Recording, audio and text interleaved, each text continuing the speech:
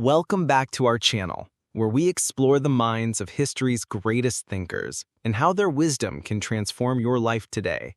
I'm your host, and today we're diving deep into something that could completely change how you see yourself and your relationships with others.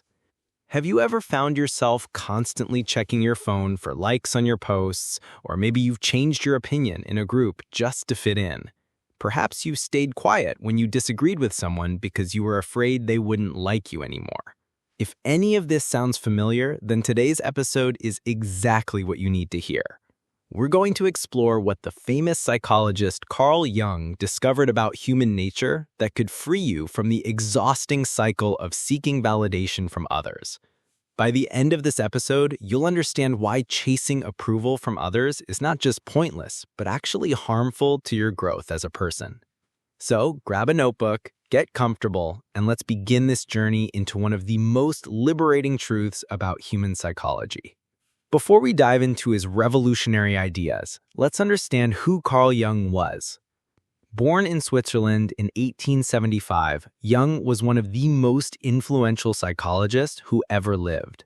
He worked alongside Sigmund Freud for a while, but then went his own way to develop ideas that were even more groundbreaking.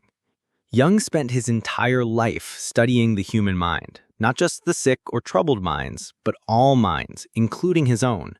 He was fascinated by why people do what they do, why we dream what we dream, and most importantly, for our topic today, why we are so desperate for others to approve of us. What made Jung different from other psychologists was that he didn't just study people from the outside. He looked deep into his own mind, examined his own fears, desires, and motivations. This gave him insights that others missed completely. Jung introduced concepts that we still use today, like introversion and extroversion, and he discovered something about human nature that most people spend their entire lives never realizing.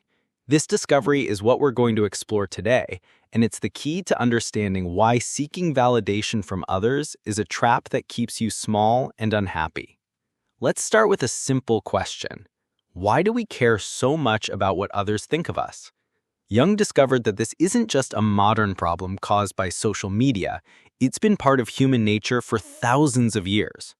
When we're born, we're completely dependent on our parents and caregivers. A baby who isn't loved and cared for will literally die. So from our very first moments of life, we learn that getting approval from others isn't just nice to have, it feels like a matter of survival. As we grow up, this pattern continues. We learn that when we make our parents happy, good things happen.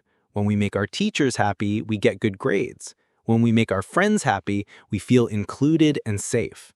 Our brain starts to believe that other people's approval equals safety and survival. But here's where it gets tricky.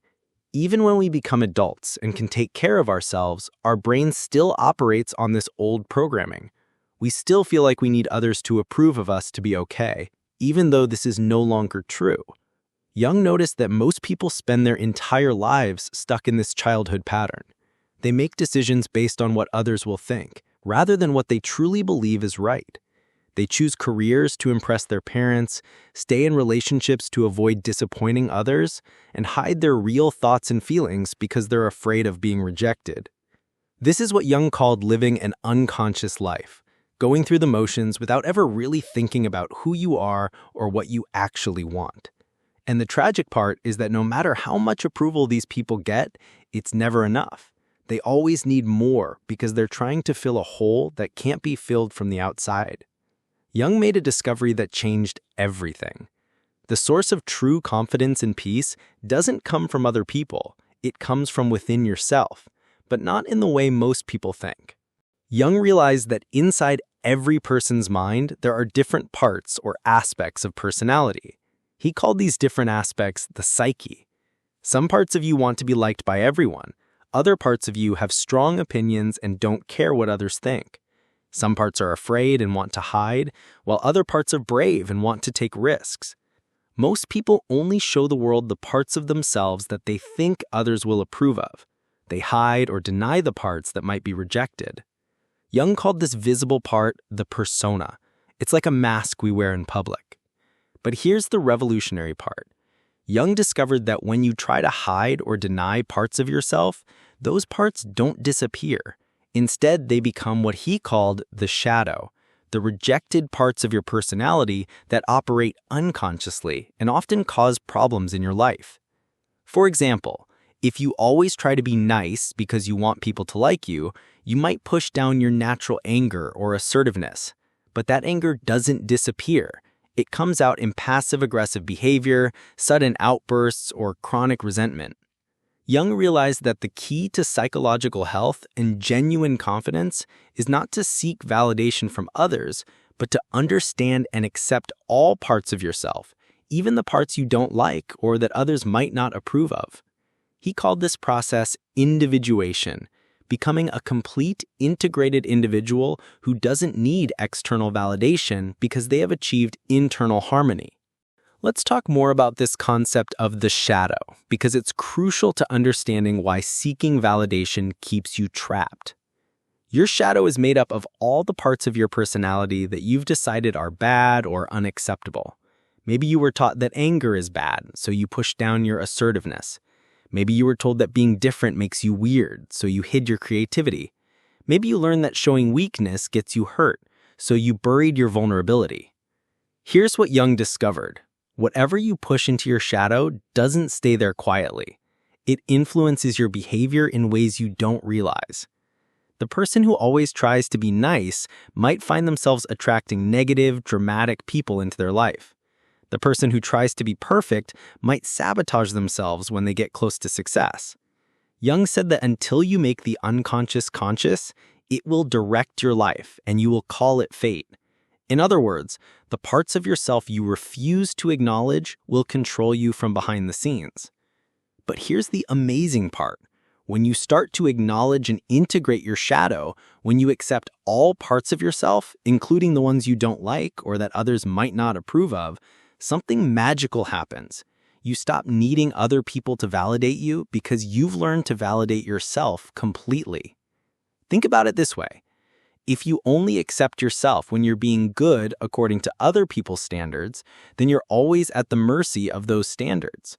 But when you can accept yourself even when you're angry, scared, different, or imperfect, then no one else's opinion can shake your foundation. Let me give you some concrete examples of how this works in real life. Sarah is a people pleaser who never says no to anyone because she's afraid they won't like her. She works late to help colleagues, says yes to social events she doesn't want to attend, and agrees with opinions she doesn't share. On the surface, everyone thinks Sarah is wonderful, but inside, she's exhausted and resentful. Sarah's shadow contains her assertiveness, her right to have her own boundaries, and her authentic opinions. Because she's rejected these parts of herself, they control her unconsciously. She attracts people who take advantage of her, and she finds herself in situations where she feels used and unappreciated. Now imagine Sarah starts to integrate her shadow.